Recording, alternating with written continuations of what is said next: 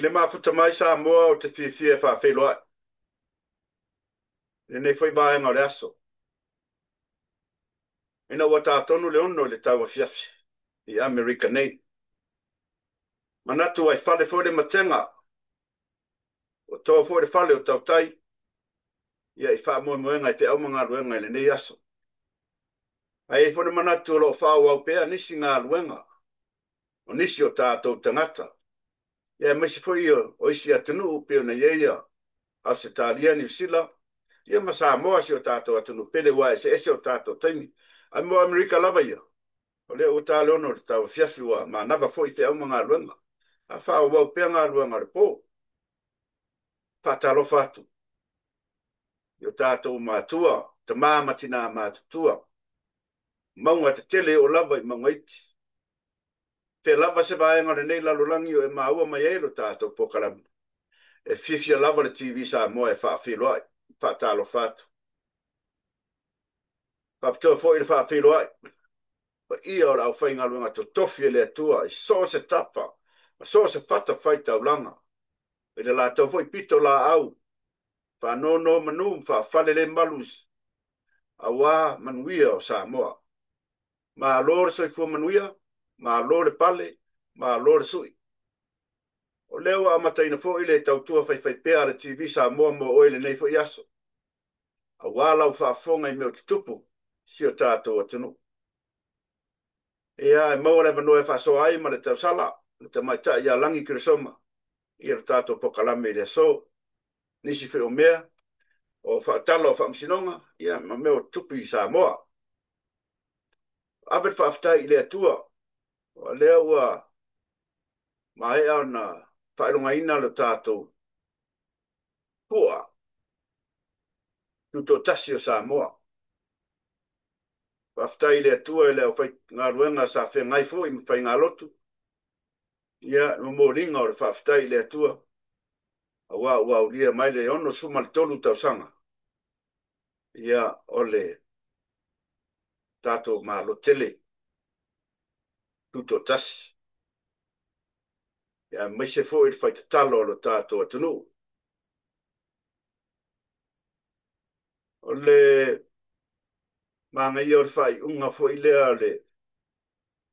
o le talaina o le fua i le whainga lotu sa tala i le whainga lotu. Ma tala i le fua. I le la unga le sunga le whawhengainga. Prestine o le kālesia me tisi. Na whai waila na saunoanga fo i le pese. Le tiama. Ma le awhioanga o toa mua. Le pese tusina le sunga ia fafo au lalo. Tu special au loa fo i le tiama. Opo le pese. Ta te moea la e loi mata. A o ai e ana whaia ia mea ua o ona. O le fesili whare mawhau whau. A o ta ola. Te ngai ma mea o te tupu le nei vai tau. O le autuna o le la unga le sunga le whawhengainga. Ma nei alan whasoa. A noa le whasoa. Longo e talinga. Ma tango fie fo i o le whasoa. A le whaife au lea fiafi. Pea fufu atu do tātou atu nuu mane ngase malo. O iei ne nei vai tau. O le atolo whaonga le tātou TV Samoa. Le sunga ia le whawhengainga ia se kuingi ma le whaitua i te tonu o sene kunei. Ma le kālesia. Ia. Pea foi le uso ia piti siang tonu ma le whaitua ia tu mama. O lo whafonga mai Las Vegas. A tato ia le asrikes. Ia, le uso ia Simon ni mata, marfaltua, o le tolo whaanga tato TV Samoa. O nisi o tato paanga masani, o lo mafuta mai, ia, songa ia langitafa, pora, ma lor soifua, whatalo patu TV Samoa, e uso ia Toa Brown, ia to fine ia po mate tupola, lo whafonga mai Amerika Samoa. Ia, o le, uso ia fia, songa ia fia, asiata. Songa ia seti, ari a ana, alo sina a ati, Monica Yando, soifua manuia, ma lore mafuta mai. Ana maunga, mo le tolo whaanga tato TV Samoa. Medina si a ana, ia o le tato malo whalongis. Mahasani fo o le songa ia Miti Soli, Lole Sione, Marietta, pa Ese Collins, ia, ma le uso ia Pete Stowers, ma lore soifua manuia. Tato le peselea, mahasani anu tato ua siasi, ma tanga sangase le, ma whaiona whaangalo ina. O tato matua, ma o e foi o mau ngase o le tino. Ia, mo moli atolo whaanga le tato TV Samoa mo o tau malava. Pia taina spese mo moli tuai. Ia, o se au wha mawharwhana. Ia, wa ngase lo whengai mawe. Ma tau talo, ngane leile tua pasoa, lo soifua. Toi whafoi le marosi. Ia, wa lava ia, maftanga manai ainga. Alofa tele mo oe, paanga ma TV Samoa mo o tau malava lo whaanga sengasea. Le ngata I maota ngase. A tonu fo I maota malawa. Yo tato ainga. Pese le mo to umar pese. Ia tu sia sunga ya fafo au lalo. E tu pese sidi ya le pea. Lo loto pea I sea. Mori elo whaanga ta TV Samoa mo to malawa. Stay tuned. We'll be back after this.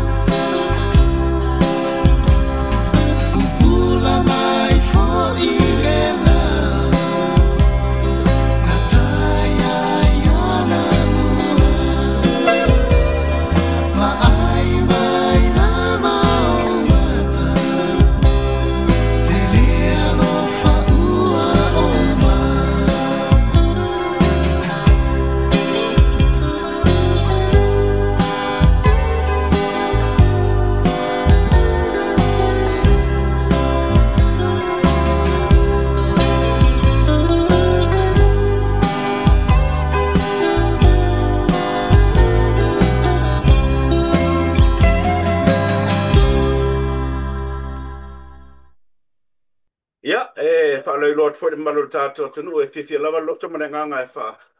O to leo mafuta mai le tato. Ya, malo masani fo iore. Tato TV Samoa. Le afionga le tausala le tamaita ya langi krisoma. Ia wa lava le. Pa lau iloa fo ia warfa fonga si o tato tunu.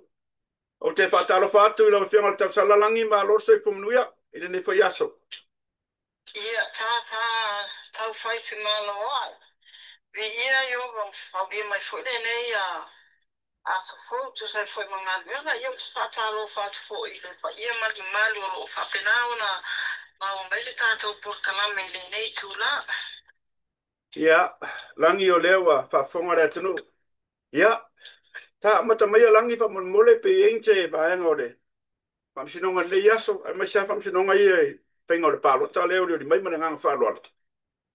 Ia ia o le temi nei o le fai atu le tato a por kalame tu sa atu nei le ofiso whamasinonga o e lua whamasinonga te tele o lo whapena ona a whianga iai e whamasinonga ma walunga le temi nei ia ma le whamasinonga whai tu manu ana ta amata tura i whamasinonga ma walunga o le temi nei o le alo manu ai ua mai a ona whapena ona wholatia ia le talo sanga ma mau e lango ai ia le talo sanga na tuina mai e le ofiso whai ngā pārota o le asa tōna ile na te atu nei ia na forosia ai ia le talo sanga ale ofiso whai ngā pārota i lumo le whaamasinonga o ia asa tōna ai matau whaamasinonga nei se i Samoa ia o le talo sanga le ofiso whai ngā pārota e whaabae lea i lunga o le whetena inga o le whaabae ia ma le tūla whono whai ngā pārota i te tono le whaabae o lo manino ai a mai alu ona whaata ape ia le pāle mene le atunu ia e tolu māsina fo i le whaatage o na whaia lore o le tātou pārota tele ai i te tono o le tūla whono whai ngā pārota lua o se whulubiwa o lo tu o lo mawai e ona masina fato a faile fainga palota o le talo sanga na le na mai e ofiso fainga palota e lumo famasino mawalunga ia faia te polo a inga famasino ina ia mafai ona faia te palota babe ale atu no mata o le todo masina pe a uma ona ta apel palmeni o le talo sanga na le utunga e tu foile le fama sina ia mawai a soelua e buche tele mamau tele mai le tolu a le tolu masina a o isi lava e na fai o lo i tuwa mai e o na restala ina i tutonu la tunu ia o lo te ena e la tau le tūranga le whama asina o lo iei le la tau manatu e te tau lava o na muri tai i le whaabai o le whaabai o le tūla whono pitu e maua lunga ngai tutonu Samoa ma e te tau la o na muri tai ai whaatino pere pāloto i tutonu le tolu masina pei o na iei ia le tātou whaabai o le asona le na amata forosiai ia mau e langolango aila ia whinaunga vaenga whaine lima o le asforile na mai tawina ai wana o le lima vaenga whai wa mai e ona restalaina o vaenga whaila ne e o fiai ia le whaatuatua i le atua Samoa watasi o lo ilalo le taita inga le sunga ia na auli le Maria Tole o te porata i fosi ia o le vaenga whai o lo puipuia i le atau le atunu o tangata po le HRPP o lo ilalo le taita inga le sunga ia tuila epa ta i lele Maria Ningaoi o le vaenga whai o le Samoa National Development Party po le SNDP ta sira pa vaenga whai o leba ia o lo ilalo le taita inga a le awhionga president le sunga ia pipali i tele Maria toa. O le te vaenga whai o le Constitution Democracy Republic Party i o le party fōle o lo ilalo le taita inga la whionga ia mai yawa Patrick Oswald.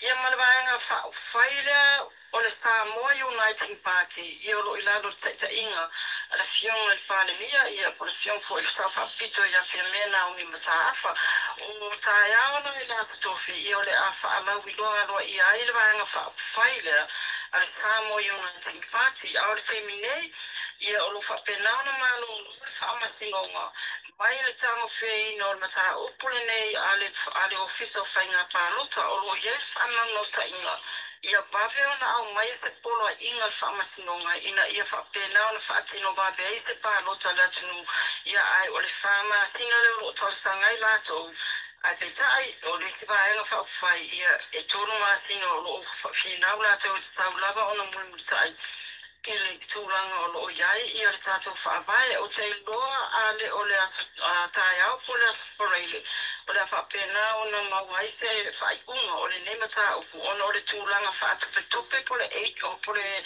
urgency o lo whapena o le whaatino ai ia o whamasino o lo whapena o na ngā whamale nemata upu o le whionga le whamasino sili whionga ia sātiu a Simativa Perese ia o le whionga foi le whamasino tini o whamatinonga a mawalunga i o la fionga ya vui Clarence Nelson ia ma la fionga tu mai tai whamasino ya ni a wā mata tuatanga loa o te loa la o le vai aso fo o la mawai se tato o tonga ia po se whaiunga ia na whapena fo ilea ona longa tu fo ia le mbalo le tato o atunu ina ia mata upu ai ole whamasinonga o molewa lua vai aso whangasoro e lima vai aso ua tuina e whaatino ele mata upule nei ma o se tatene mata upule wa foi ona whaatalia e tōtelo tangata mata upule a lo muri ai i le taitai o vanga whaapwhai la fasi i le sunga ia la uri i o le fionga foi o le sabe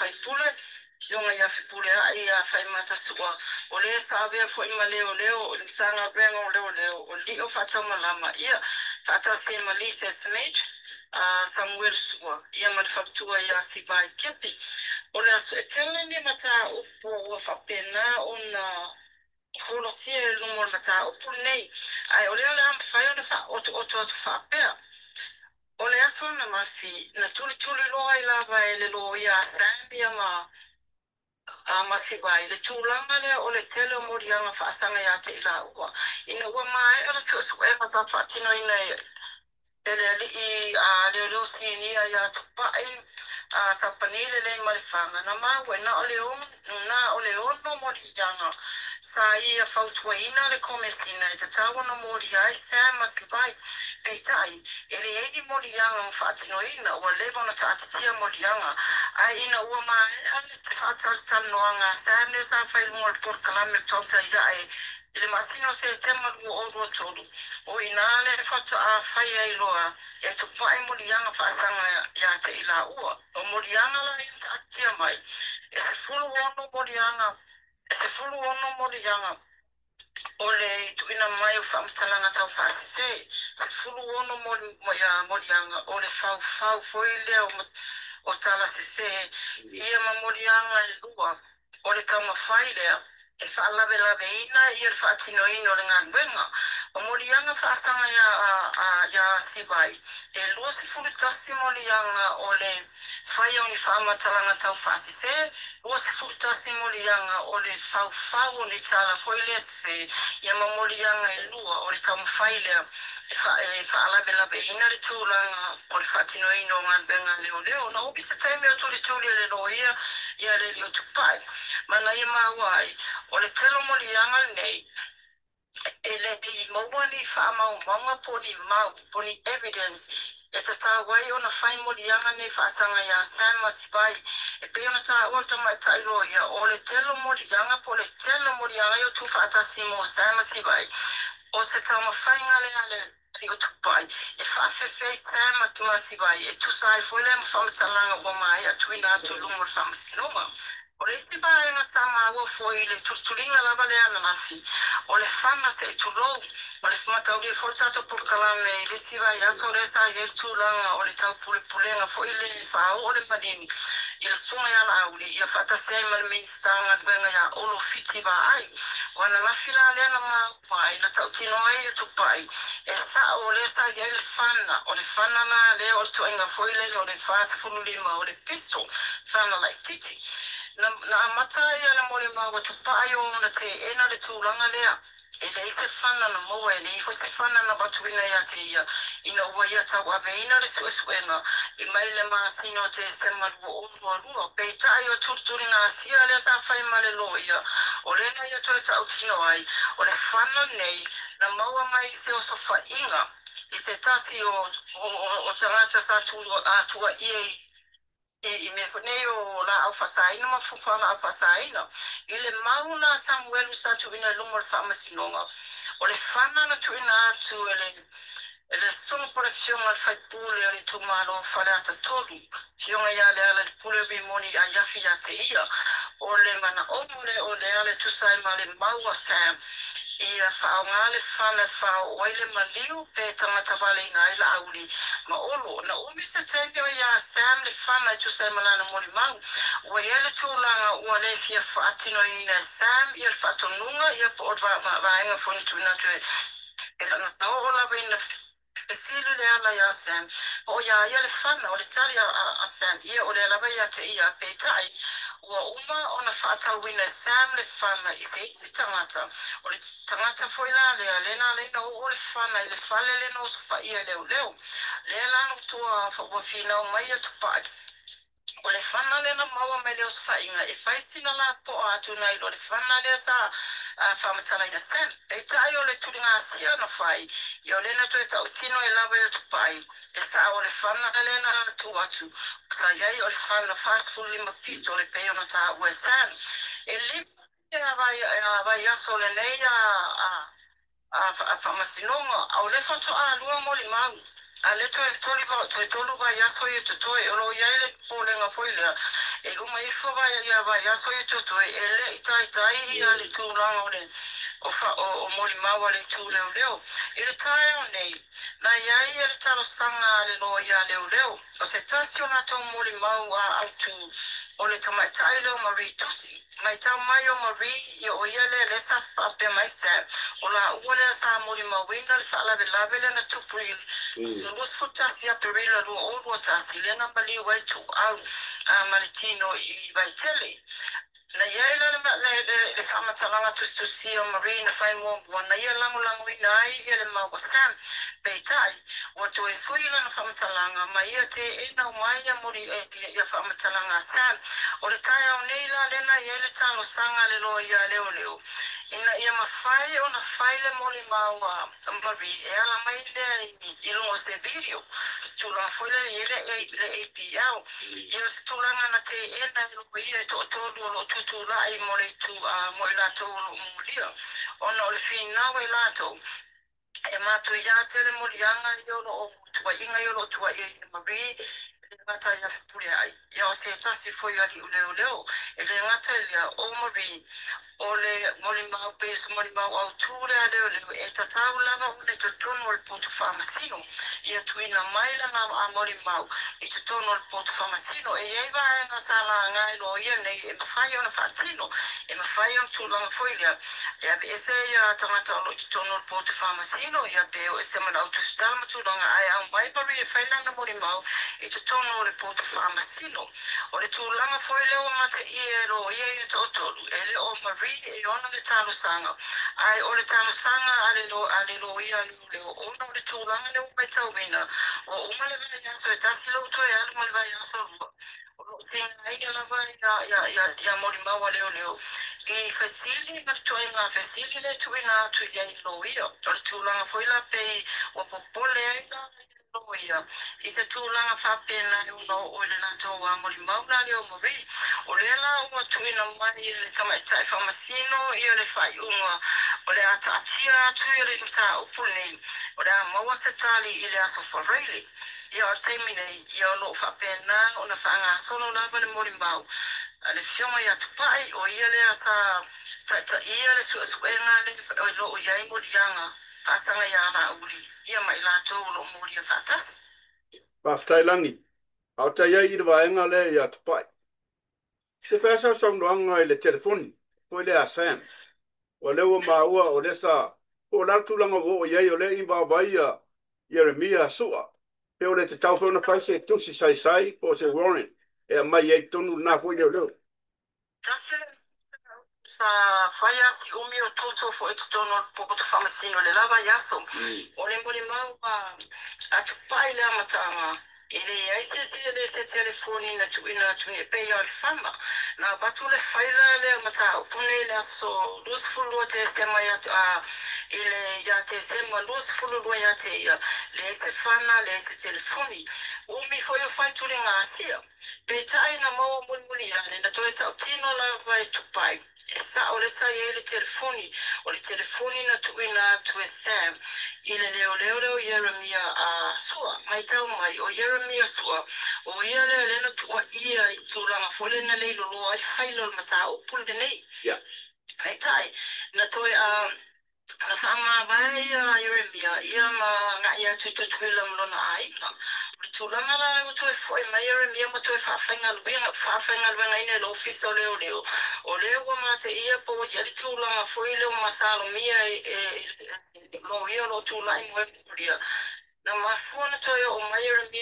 tono mtanga pena o te tula foile le pena prai pele fionga le komisina ia fai mai sana mori mau tusia e tu sai mai mata opule nei ai tu foi mai fainga venga tono mtanga venga le la o ia mi tono mtanga venga terminei ma o ia foile o se tasi mori mau ale tu leo ale tu langa lava ia le telefoni o leo manino mai o leo lava na South Sam na iei le telefoni, iei mata, na tuina atu le ofiso leo, ma e o me le teminei, ia ele o lua po feo o iei le telefoni a Sam.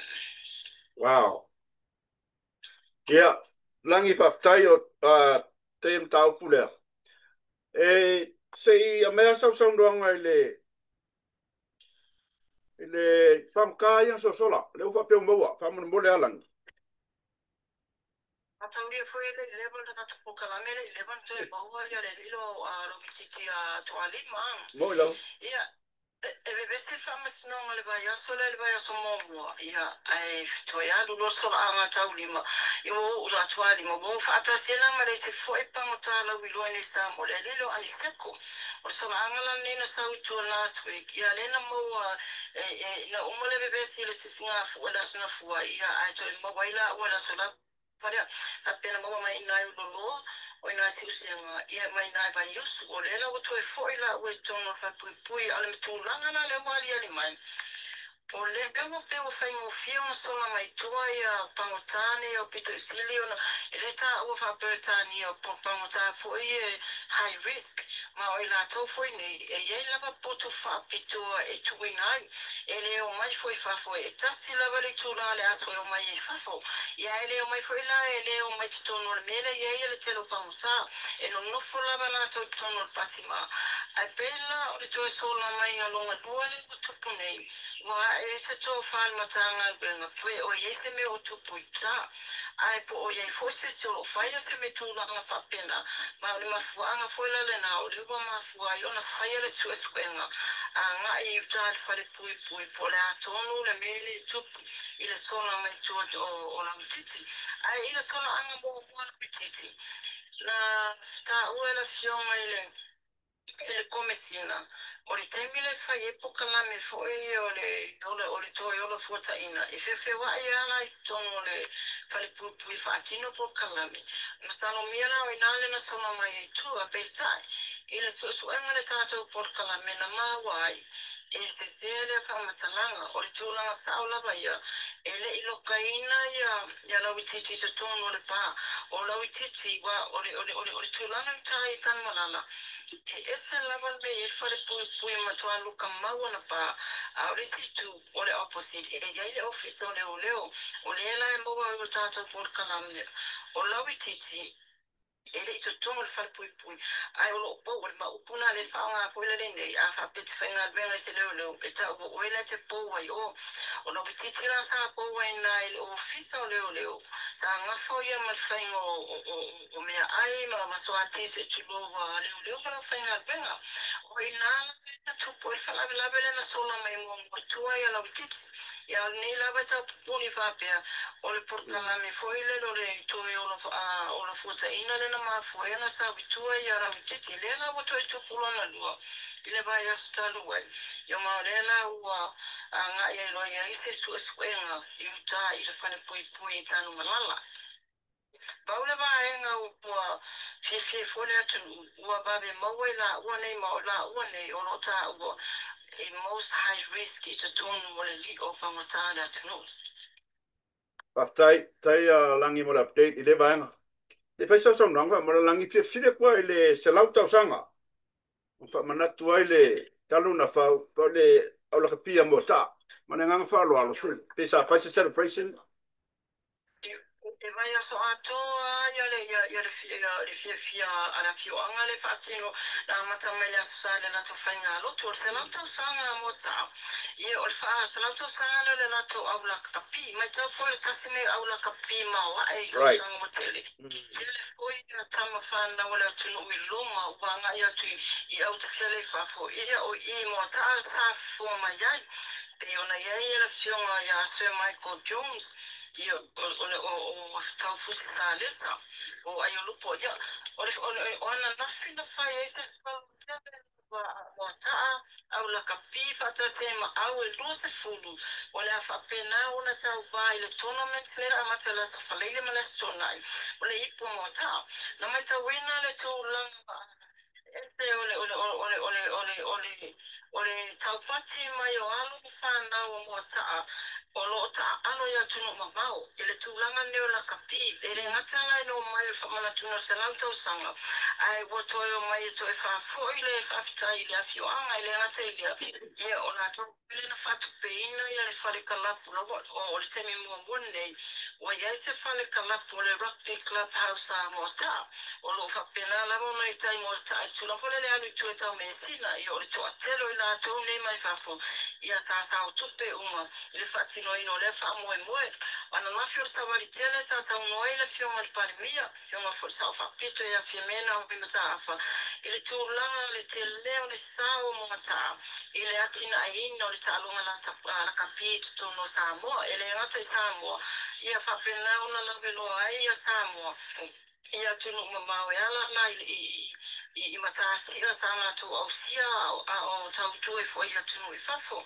o tai au la o le foi ala whapema mai tau mai o mota o se tasi o fio anga lo i ese tasi o tunga tumu whasau la tunu o i nabra le kuisu i ia le tūranga foi lia o vaa alu foi le au mai tonu e nisi o tamata a le whapena o na whai mamata anga i tonu la fio anga fai fule o atu tu resi e tonu tupe ia ai alu mai na i le tonga tumu me tūranga whapena ia ona whai uai lea i le lato tournament la le whai la safalrei le ma le asu tōna ai lua se fulu au mai nei polu matawai wa mai ona resi talaina mo le wha moe moe ia ma le lato pol po le lato kopo table pol e whai le pol a sonai e wha mai ai le vai aso ato o le fufuama o le tūranga la vai o le salau tausanga mota o le tausanga o te enei na ato e salau tausanga peitai wa pa ufa tasi ma le wha mana tuina o le lima se furu tausanga talu na wha availe e ka le sia e wha tāsai tutunu mota o le lan abe e wha mua mua le tausanga mawai e wha atino le wha mua mo le wha mana tuina o le lima se furu le ka le sia ia a tu mai le lato se lau tausanga e pe una iai la le vai aso nei Ma lo fa tai langi. Ona tato te e sisi mea te fia sa no wale fa fonga le tunu te fia pa so ai pa mo le lang. ia le fa petai ia matamai tamai foi na ia le tūlanga foi le o le ari si tu ano le pot o le whalifamasino o lo ia le official whainga pālota official whainga pālota tawa nau le atunu o mai e whaile tala e tūlanga foi la ia la ngā e foi le official i tu malo malo tu tau sango whapena e le ano lawa ia le tatou atunu ia o tu e whala la tu roa matau lia foi a e le restala e te sala tupe lua awhetala ai a le pālota e sala tupe le awhetala o le awa talu na tula i mele tūlanga le rene te ua vape le pālota ia wa pātu tu i mele ofisa i ngā tai walu la tunu fuile wa tuelo o lo whetata ori te pipule Kama mai ai. Ia o fefe le lua fe lo tumu me inga tai o le fefe patutali e aku ia ile fe o mi ia ila upe mo me inga. Ona tūlanga lava le o le whātua tuanai. Ma le lea mana i o tūlanga whape le ano iai. Ia le ala wali ali mele tūlanga ne ko tūlu na whimai. Ia, a wawe mai ngela whainga pālo tele tete a wa e ele te me tapuni ele ne te tala. O ia o e me tapuni ele le tala. Ia o tupe mawa fuana le official whainga pālo ta. Ia. Ia o nei me tato bebesi le sino taluai. Na o mai e komisino whainga pālo tonu. Na o le lima se furu ia e le taitai awhai a tangata leo whai o tangata tauna le tanga. Lera mo tupu mai lori mele o vesi nei. Ia lera o sa motu le tunu i tonu whati inu lato wa. Ia lato wa restana a ia wale whainga pālo ta au lato whareile. Io ai o le ai loa ai. O le ase pula inga whamasinonga mawalunga e tusai mare aso e whatino ele tato wa pālo ta. Alo whaftai langi. Ia, te tonu oe. Nanga o tātou taimi tutuli. Te tonu tā whenua i pwede bai asfo. Ia, pia karape ngai malau pokalame langi. Whaftai tele, whaftai le. Mafuta mai au alfa whonga si o tātou tonu. Ma alo tautua. Ia manuia fo ia fufuanga ki tōre nei aso. A tātou toi wheiloai. Ua, whawhonga i le whasoa mai ere. Tama te tustala. E por presidente fo i o tustala i Samoa. Ia inisi o vaenga o le whamsinonga. Ia mese fo i o Paunkai no so sola ia male talanga fo yo le salau tau sanga fa na tuina salau tau sanga le la kapi ia e tono la fio anga mota. Let's take a short break. We'll be back after this. Mom, please don't watch it without me. Okay.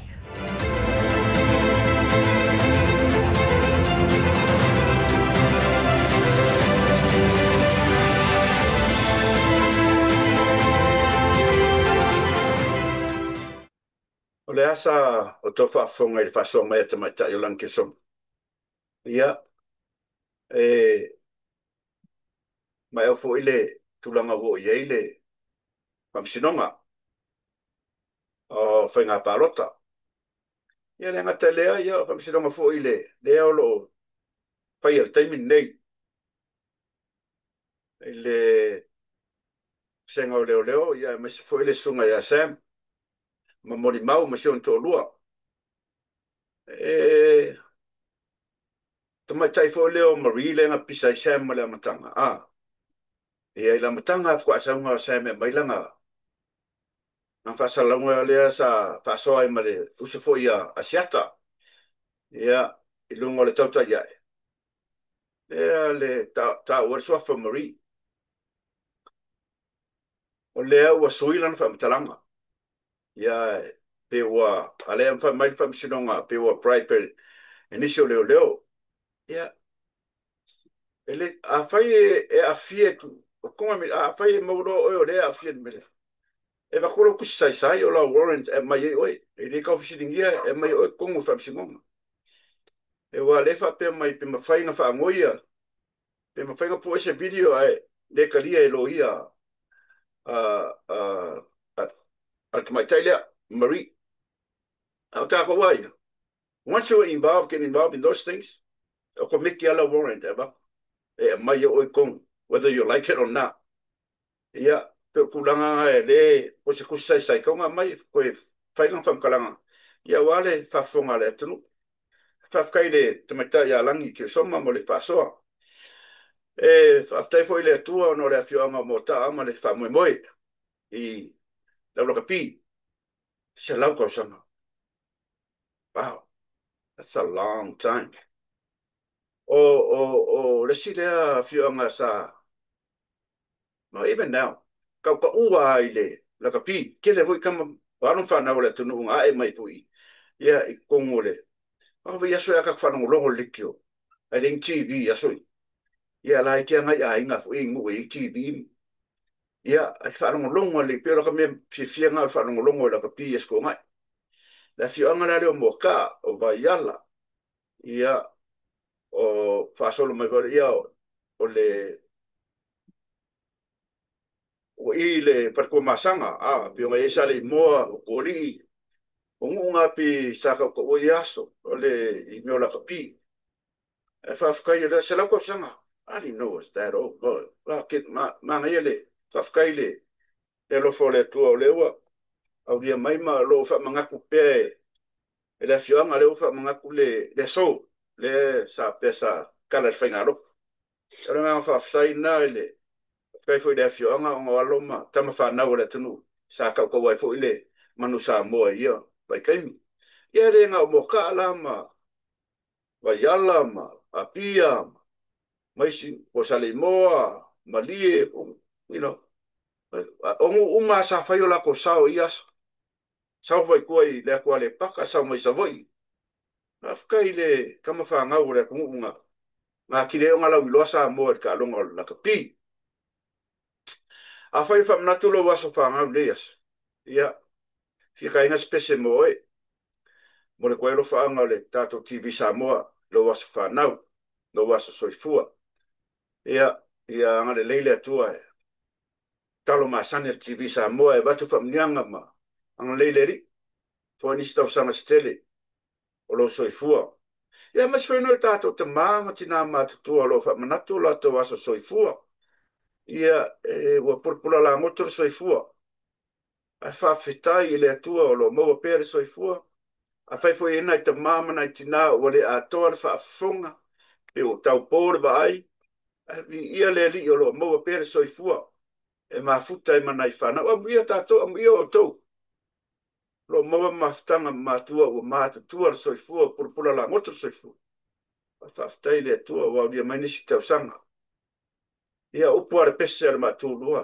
ilo ni auro ai fa manatua pau ale o te talo i le atua ave se nganga fa fitai ono ni mauta sanga a fa pe foi o pepe fofto a fa nau le so vi ia le atua lana o lota ua o ia fuai more lo ainga ai mai so nai matua ia maso sesi mai maunga te tele se pa ia mongwaiti fai fa manatu lo waso soifua pese le mo tu le mai fai sa happy birthday to you all and this is for you and here's to you.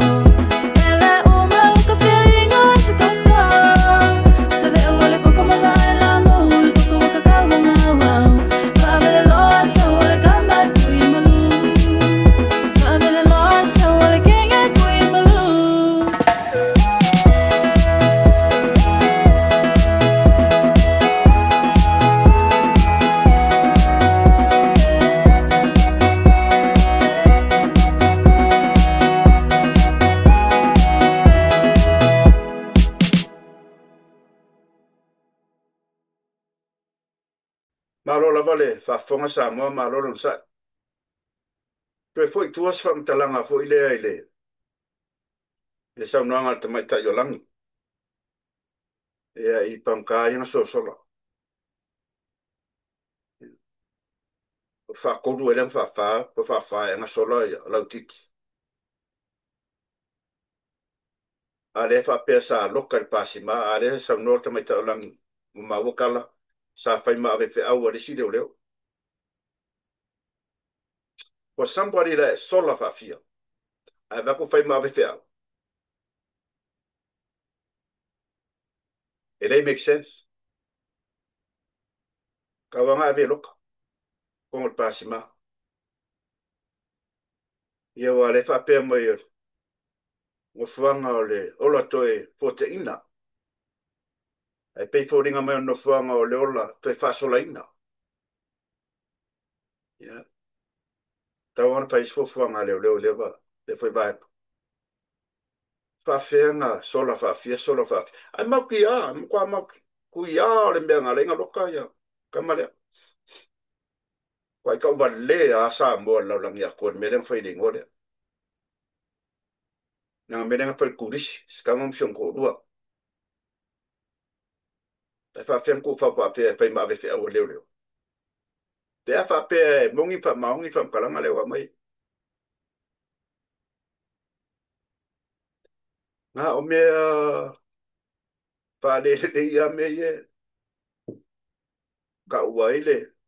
Ka uaile ofisa o leo leo. E ka foi lai leo leo koe foka inga.